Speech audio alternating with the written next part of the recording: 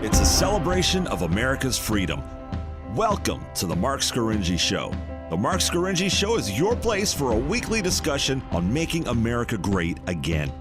The important political and legal issues of the day, a celebration of the Constitution, and traditional American values. Marc is a practicing attorney, a former senatorial candidate, a Donald J. Trump-endorsed delegate, and a defender of the Constitution. His goal? To put America first. And now, celebrating America's freedoms, here's attorney Marc Scaringi.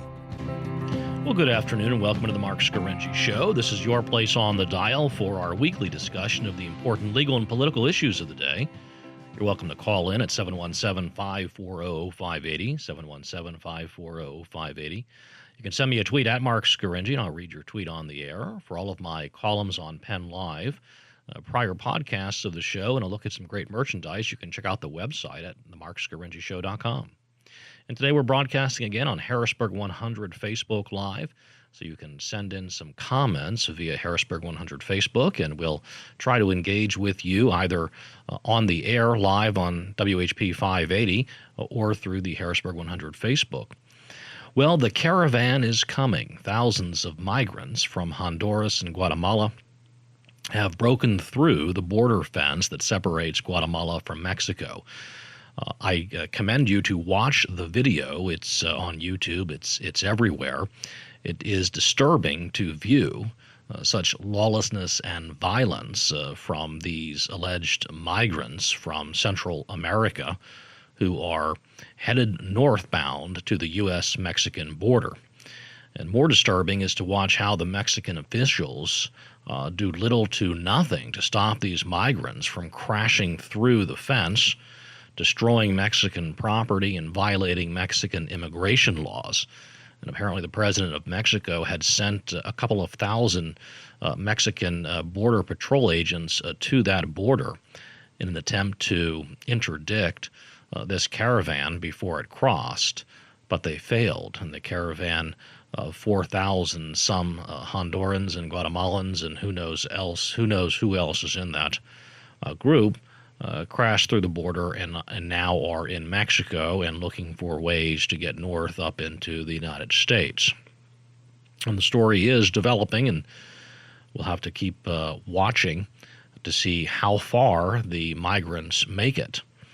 President Trump declared at a rally in Montana the other night that we don't want them, referring to these thousands of Central American migrants. He said, you got some bad people in those groups, you got some tough people in those groups, and I'll tell you what, this country doesn't want them. We don't want them, President Trump said, referring to those Central American migrants. This time he didn't use the phrase bad hombres. He's used that before. Trump continued at this Montana rally. The law doesn't allow us to throw them out, and he's expressing his frustration with the federal court's decision to end the president's zero tolerance at the border policy. President Trump also stated he would remove all financial aid to Central American countries if the migration is not halted. And interestingly, the United States sent more than $175 million in federal aid to Honduras in fiscal year 2017. That's about 1% of that nation's total gross domestic product. We shall see if Honduras does anything to stop the migrant flow. Of course, it's done nothing to date. You know, the number of illegal aliens storming the U.S. border has increased significantly since the courts shut down President Trump's zero-tolerance policy at the border. And even our friends in the liberal media are reporting that fact accurately. According to the Washington Post, the number of migrant parents entering the United States with children has surged to record levels in the 3 months since President Trump ended family separations at the border. And according to the New York Times, another big wave of migrants from Central America has arrived since late June, when President Trump halted the practice of separating migrant families detained at the border. And migrant arrests declined in May, June, and July, but have escalated sharply since the president halted the separations. That's according to the New York Times. So those media admissions corroborate President Trump's argument that his decision to end the zero tolerance policy by court order of the federal courts triggered this renewed migration that we are experiencing. The president said when a person thinks they will not be separated, our border becomes overrun with people coming in. Now, Trump's zero tolerance policy closed these catch and release loopholes in May and June by prosecuting adults at detention centers and holding them at detention centers while their children were sheltered elsewhere.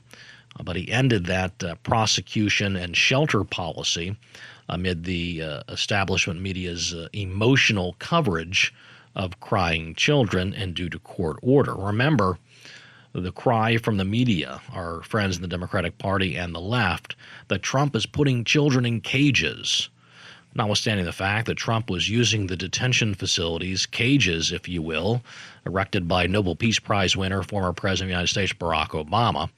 But that irony was lost on our friends in the media. And I tell you, I feel like I've covered this same story and ad infinitum. I mean, we're time and time again, we're covering the same story of really economic migrants migrating through Central America up into the United States, claiming to be refugees or asylees. This stream of migrants, I would say falsely claiming. And the stream of migrants seems to never stop. Now, the liberal media, Democrat friends in the Democratic Party, really the highest ranking officials of the Democratic Party, because I don't think the rank and file Democrats will support what their leadership is doing on immigration. I think many rank and file Democrats support a border that is defined and a border that is protected, and a country in our government, in the United States government, that controls who is allowed to come into our country. I think it's just probably the leadership of the Democratic Party that opposes the United States maintaining its borders and defending its sovereignty. But in any event, these Central Americans are referred to by our friends in the media and on the left, of course, as refugees and asylees. But they're not. And I've talked about this, and I've written columns in Penn Live about this, explaining the law, explaining how they are not asylees and refugees under the law. They're economic migrants coming north in search of jobs and the soft caress of the massive U.S. welfare state. And, of course, they're bringing their children in order to get into the United States, utilizing loopholes in our laws. Now, the Dallas News did an investigative report and explained why the migrants are bringing their young children on this 3,000-mile trek. The Dallas News writes, a recent report from the Department of Homeland Security found that only a third of asylum seekers determined to have invalid claims who entered into the U.S. in 2014 had been sent back by September 2017. Only a tenth of those traveling in families and only 3% of non-Mexican unaccompanied minors who entered in 2014 had been sent back by September of 2017. So by comparison, 92% of single adult Mexicans who were apprehended in 2014 were sent back. So if you're a single childless Mexican, you have a good chance of being sent back to Mexico. But if you're a Central American parent who brings his or her child or children to the U.S. border, you have a good chance of getting in and staying in the U.S. Your children have a 97% chance of staying in the U.S. to be cared for by the American taxpayer. 90% of Central American parents are able to stay in the U.S. We'll talk more about this migrant caravan heading north from Honduras and Guatemala after we return from this brief commercial break. You're listening to The Marc Scaringi Show. Now back to The Marc Scaringi Show on News Radio WHP 580. And welcome back to The Marc Scaringi Show, your place on the dial where we put America first. We're talking about the caravan of Central American migrants who are steaming north.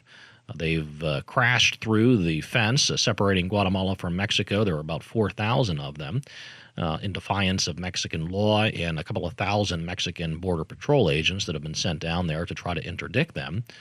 They've pushed through, and they're coming up through Mexico, and we'll see how long it takes for them to get to the U.S., and we'll see what reaction from the President of the United States. He has vowed to call up the United States military to send them down to our southern border to defend our border and prevent these thousands of migrants from illegally crossing into the United States. And I just got a comment from Harrisburg 100 Facebook.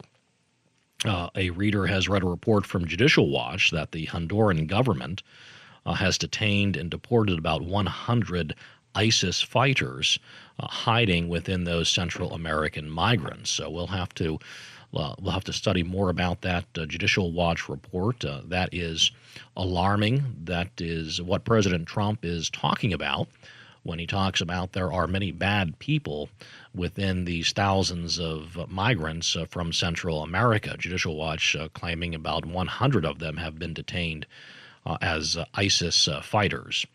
Let me know what you think. Do you think the United States taxpayers and the U.S. government and the American people should open our arms widely and accept and bring in these thousands of migrants from Central America, find them homes and jobs and put them in school and educate them and provide them health care and food, and clothing? Is this what the American people should do? Is this the righteous and moral thing for us? Should we accept these thousands of migrants coming up from Central America? I assume we would not accept the ISIS fighters, the Islamic State fighters, who obviously want to come here to do harm to us. But call in 717-540-0580, 717-540-0580. Let me know. Should we accept these thousands of migrants from Central America, bring them into the U.S.? Maybe we'll put them in Susquehanna Township or Camp Hill, or maybe we'll put them in Carlisle or York or Dillsburg, maybe over there in Lebanon or Ephrata. Where do you think we should house and settle and clothe and feed these 4,000 Central American migrants, and who do you think should pay for it? Call in 717-540-0580. Now, even the New York Times and the Washington Post, our friends in the liberal media, are reporting that these are economic migrants, not refugees, who are in search of work here in the U.S. They're not fleeing political persecution in Honduras or Guatemala, which is what needs to occur in order for them to be granted asylum in the U.S. or Mexico. But of course, they skip right through Mexico and get up here. The New York Times has correctly reported that these are job seekers. Here's a New York Times article. For all of them, heading north is a gamble for a better life. Most migrants said they were aware that jobs were plentiful in the U.S., thanks to the Trump economy, and many said they believed that having a child accompany them might help them avoid long-term detention. Well, that's correct. That's because of our federal courts have shut down Trump's zero-tolerance policy, and the migrants are reacting accordingly and correctly from their point of view. The New York Times continues, among those arriving at the motel in Tucson, Arizona, there appeared to be more fathers than mothers traveling with a child. Asked why they had come north, one man after another said, trabajo, work. Work, that is, in construction, restaurants, landscaping, or cleaning. So whoever is leading and organizing this caravan of migrants had better do a better job of teaching these migrants how to lie to U.S. Border Patrol agents about the reasons why they're coming to the U.S. Coming to the U.S. in search of trabajo is not grounds for asylum or refugee status. So that's some quick legal advice. I say it facetiously, of course, but the New York Times is interviewing these men, and they're quite clearly saying, "Oh, we're coming here for work." They're not being persecuted for their religious or political beliefs by their governments at home. It's all a fraud and a fallacy. Let's open up the phone lines. We'll hear from some of our listeners. We have Valerie from Schaeferstown. What do you think about the caravan? Should we let them in with open arms? Well, no, but I don't seem to hear anywhere. How are they? Are all these people walking the whole way? Are there buses? What are they? How are they eating? Where are they sleeping? Where are they using the restroom? It's all these details that you just see pictures of lines of people, but surely, I mean, we couldn't do that, just set up off and walk to New York State. How is this happening? Yeah, how are they transpiring this distance? Yeah, that's a great question, and I don't know the answer to it. You see the videos, and they're all in these in this mass movement. They've broken down the fence that separates Guatemala and Mexico.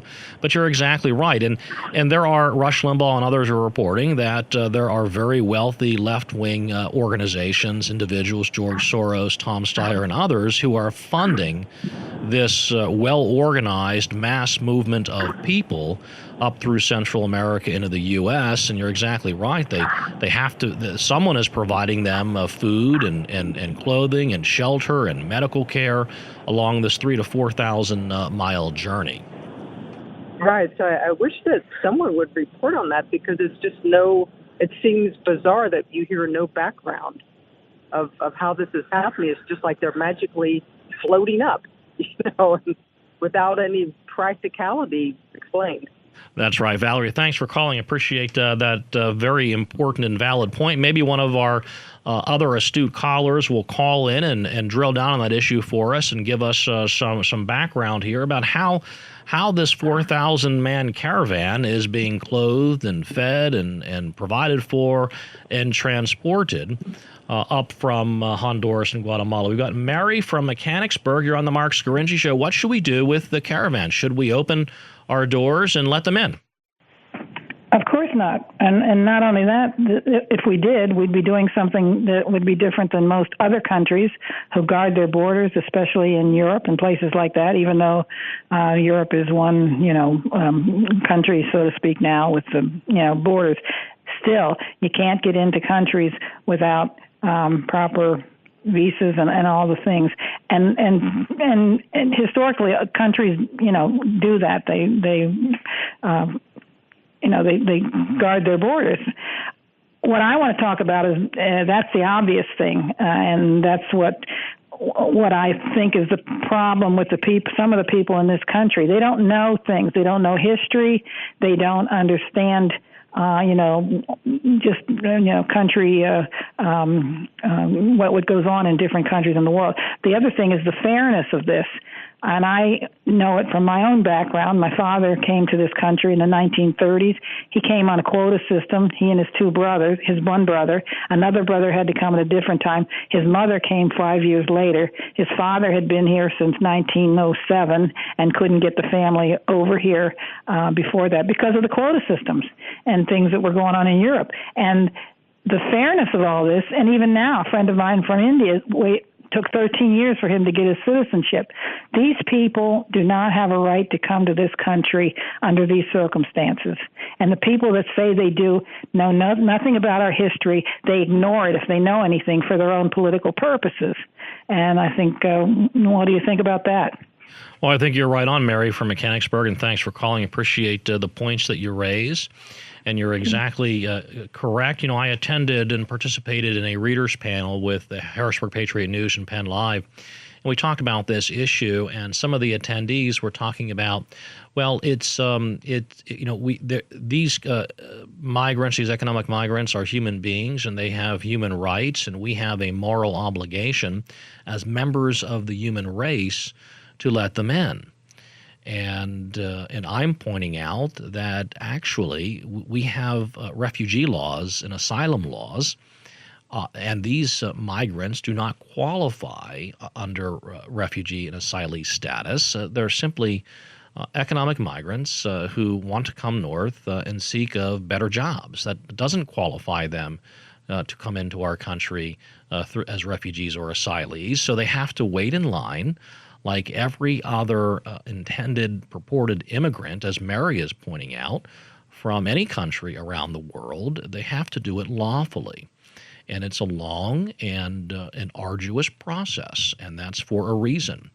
And Mary is correct. We have national quotas. We've had national quotas on the number of immigrants for each nation since the early 20s, when the United States put into place its first whole-scale immigration and naturalization laws designed to control and restrict the number of immigrants from any place around the world, including Mexico, Guatemala, Honduras, and others. And my great-grandparents on my father's side came into this country from southern Italy through the quota system.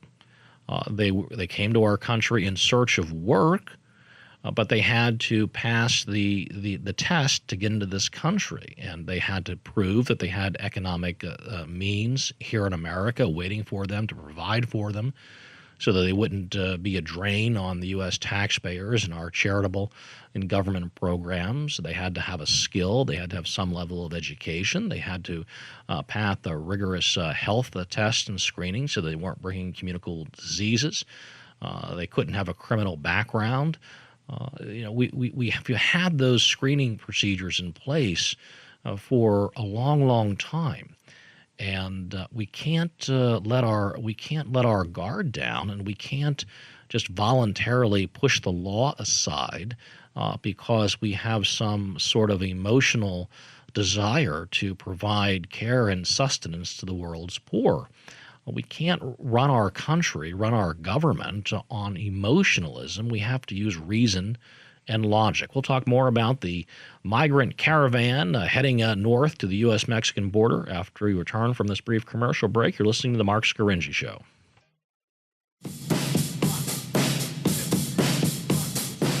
Let's get back to The Marc Scaringi Show on News Radio WHP 580. And welcome back to the Marc Scaringi Show. This is your place on the dial where we talk about the important legal and political issues of the day. We're talking about the caravan of migrants steaming north. They've crashed through the fence separating Guatemala from Mexico and are headed north through Mexico to the U.S.-Mexican border. President Trump has declared, "We don't want you here." He has said that he's going to call up the United States Armed Services to go down to the southern border and prevent these migrants from illegally entering our country. Of course, our friends on the left and the Democratic Party and the media are claiming these 4,000 people are political asylees and refugees. Of course, they're not. Even the New York Times and Washington Post, who are down there and interviewing some of these individuals, are simply reporting they're here for work. The New York Times reported about a job seeker in Tucson, Arizona. He said, I want to work any job I'll do," he said, cradling his sleepy 2-year-old daughter and wiping her runny nose.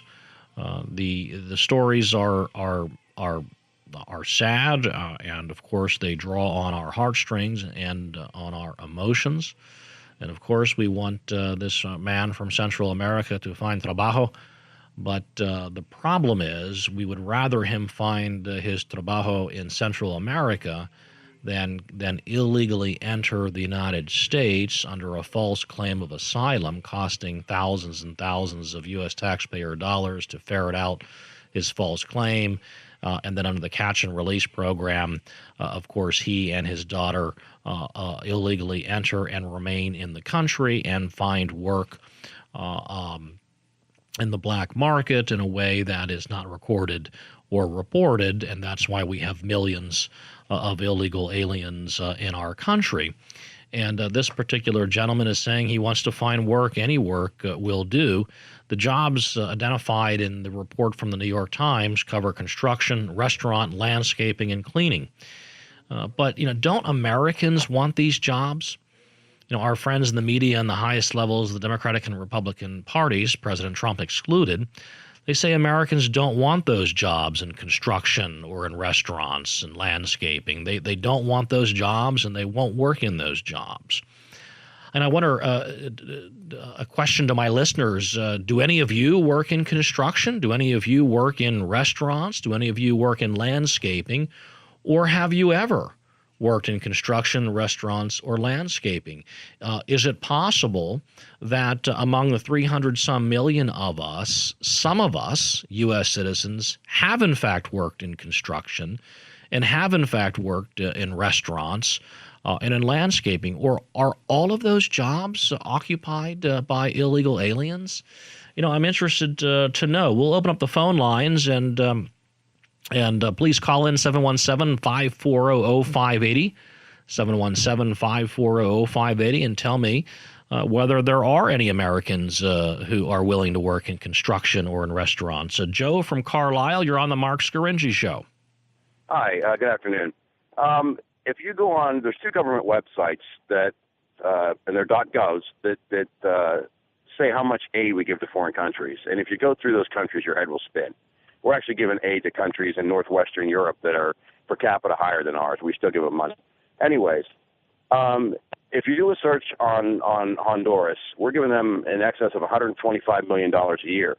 If you look at multiple Google searches what their population is, it says anywhere between 9.1 and 9.7 million people. Do the math on that and tell me where that money's going and why in the world we should accept anybody in this country that does anything but give us a lift instead of a drag. If you go into those websites, the government websites, and you see that the groups that receive this money and what they do, it mirrors, our country and where the money goes with this neighborhood stabilization and all those kind of things. But we're giving hundreds of millions of dollars away to foreign countries, and like I said, that would be in per capita in aid almost $12 million per citizen of Honduras. So that was my comment, and I wish everyone would go onto those .gov websites for international aid and see where this money's going, and maybe the Tea Party would crank up again over this spending. Thank you very much. Well said, Joe from Carlisle. Thanks for calling. President Trump has declared that he will withhold U.S. aid to the Central American country Honduras, anywhere from $125 to $175 million, which constitutes about 1% of their gross domestic product. If the government of Honduras doesn't stop these migrants from leaving the Honduran border and traveling north to the United States. Of course, that hasn't happened. They've left, and they're entering Mexico now. And, of course, if they were true refugees or asylees, they would seek refugee or asylee status in the first country in which they are not persecuted for their political or religious beliefs. That is Mexico. But naturally, none of them will seek asylum or refugee status in Mexico, and instead they'll just keep coming up to the United States because that's where the jobs are. And Joe in Carlisle is correct. These countries that are receiving massive amounts of U.S. taxpayer dollars are doing nothing to prevent the flow of the poor and the low and non-skilled out of their country and into the U.S. If you were an official in the Mexican or Honduran government and you have a nearly intractable problem, a very difficult, intractable problem with very high levels of poverty in your country, and low employment and high numbers of no-skilled or unskilled labor. That's a big problem for you to confront as a politician. What is an easy solution?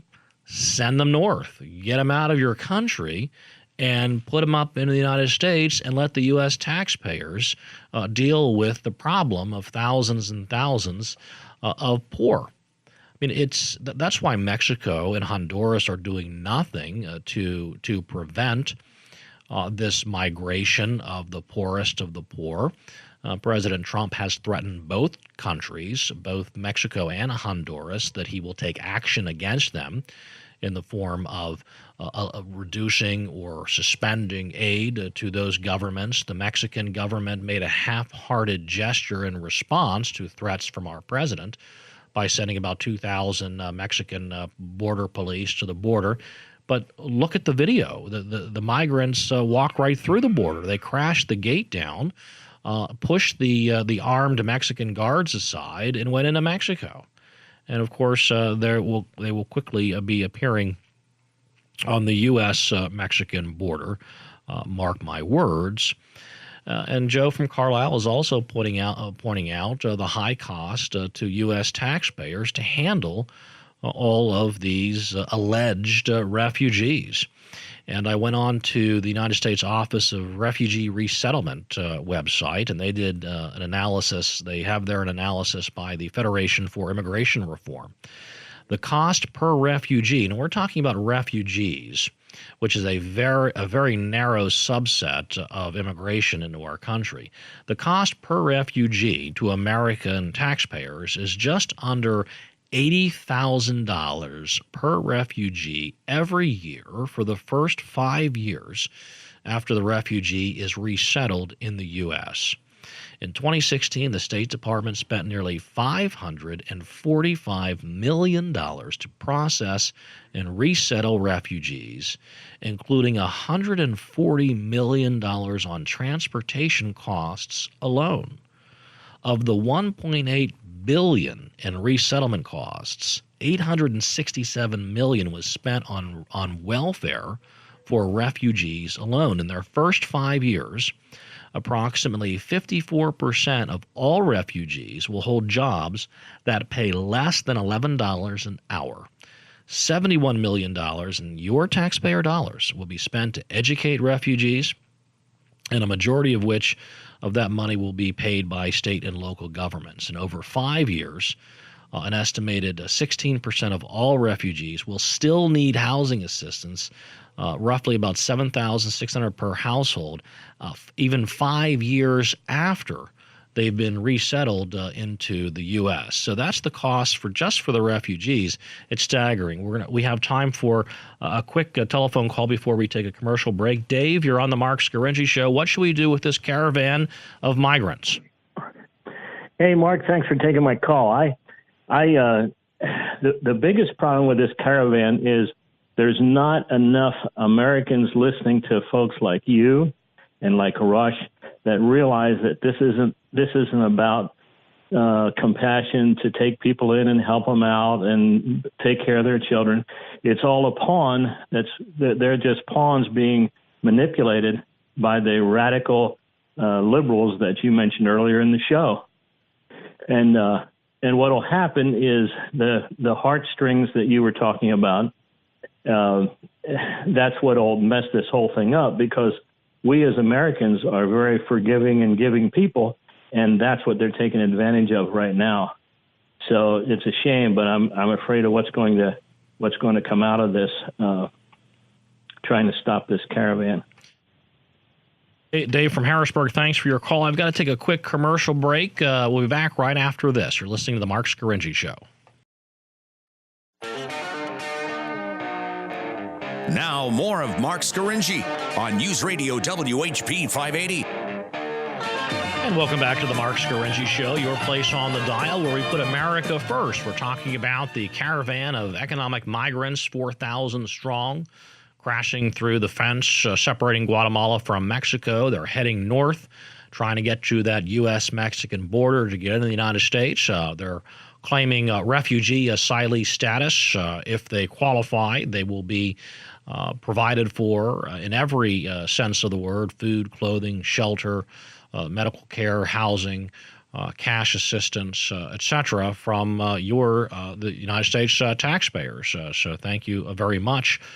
The cost per refugee to American taxpayers, according to the Federation for Immigration Reform, is just about $80,000 a year, every year for the first 5 years that a refugee is resettled in the U.S. So what do you think? Should we take in more? Do we have room?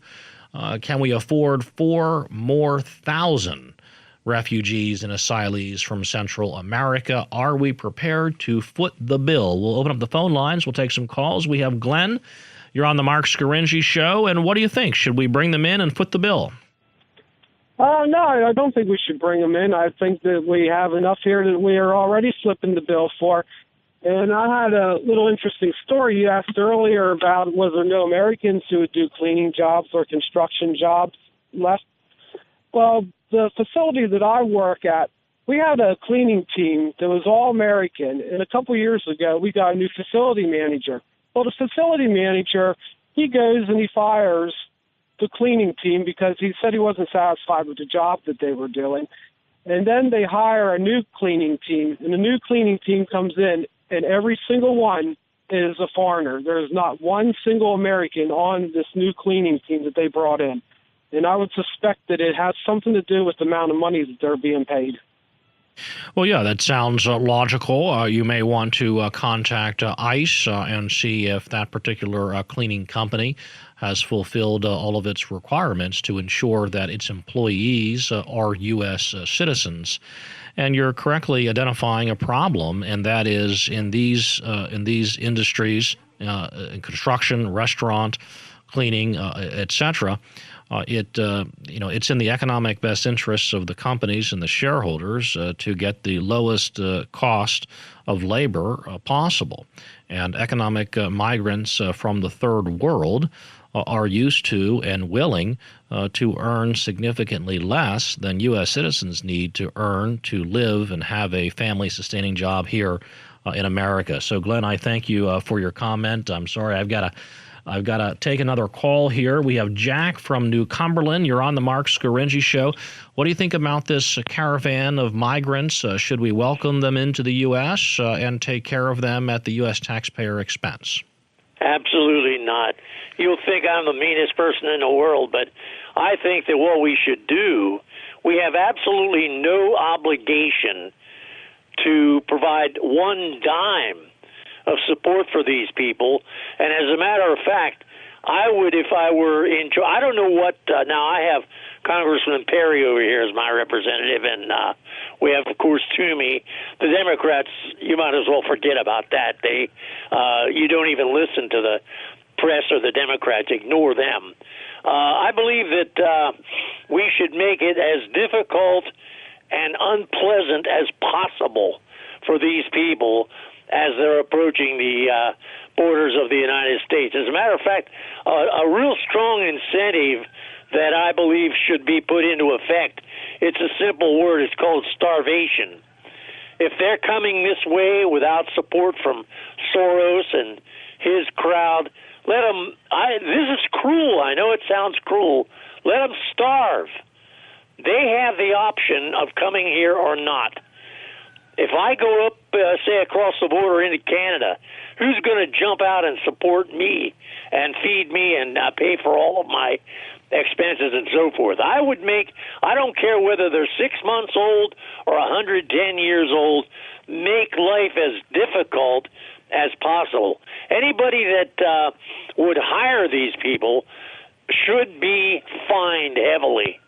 And as a matter of fact, any of the expenses that have to be put forth for food, clothing, education, shelter, whatever, take that off the amount of money that would go into the coffers of those countries like Honduras and so forth. If we're going to pay $165 million, that would disappear in a hurry in payment for the education of these people. But also, I believe truly that that helping or assisting these people to get into this country amounts to aiding and abetting in the commission of a crime. The crime being illegal entry into the United States. Anybody who assists these people should be arrested and fined heavily, and depending on how much involvement they've had, even in prison, throw them in jail. You know, I don't have mercy for this kind of situation, as you can easily see. And I have a list of actions that I believe we could take that are, as long as you're armed, that I think would be effective to stop this total foolishness. The Congress is worthless. They are of zero value. When is the last time you've heard any of them recommend or suggest or introduce a bill into law, or try to introduce a bill into law that would deal with this problem? The Democrats want votes, the Republicans want cheap labor. So where do we go to, who do we depend on to solve this problem? Well, and the answer, Jack, and I want to thank you for your call, and you make some excellent points. The answer is we depend upon President Trump to solve this problem. He's the first Republican in my generation who's figured out the problem itself and is not beholden to the special interest groups that drive so much of our Republican leadership and the Democratic leadership as well. Of course, as you're pointing, as Jack is correctly pointing out, the Democratic leadership wants open borders and unlimited immigration because those are new voters. Overwhelmingly, they become Democratic voters once they gain U.S. citizenship. So the Republican side, big business, they want cheap labor. And so the Republican leadership for generations has been supporting open borders and as much immigration as we can because it drives the costs of labor down, which increases profits, which are used to compensate our fat cat CEOs who are making tens of millions, some hundreds of millions of dollars when they're operating organizations, Amazon paying very little per hour for their workers. That's part of the economic model of these big corporate globalists, but that's not in the best interest of the United States of America. And I think Jack from New Cumberland makes a couple of additional excellent points, one of which is we'll send the bill to the government of Honduras. And so we take in 1,000 Honduran refugees from this caravan at a cost of $80,000 per year to the U.S. taxpayers for the first 5 years. Let's tally up a bill and send the bill to Honduras and say, here's your bill for $10 million or $20 million or however much it is. Pay up. Or, as Jack is pointing out, just reduce our foreign aid to Honduras to that amount. It's called an offset. We do that in commerce all the time. And so I think some excellent points being raised from our callers today. The United States of America and the American people are a very generous and charitable people. In fact, the most generous and charitable people on the face of the earth. We have the highest percentages of charitable giving among any nation, state around the world. But it is not in the best interests of the American people to have a country without borders. A nation without borders is no longer a nation. And a nation has to define its border and protect and defend its border. As Harrisburg 100, a commenter, pointed out, there are about 100 ISIS fighters who were detained and separated and removed from that caravan of migrants. Who knows what mayhem they would have caused had they made it into the United States. So let's encourage our president and the members of Republican leadership in the House to do all they can to defend and protect the borders of our country and to keep America safe. That's about all the time we have this week. Thanks for listening to the Marc Scaringi Show.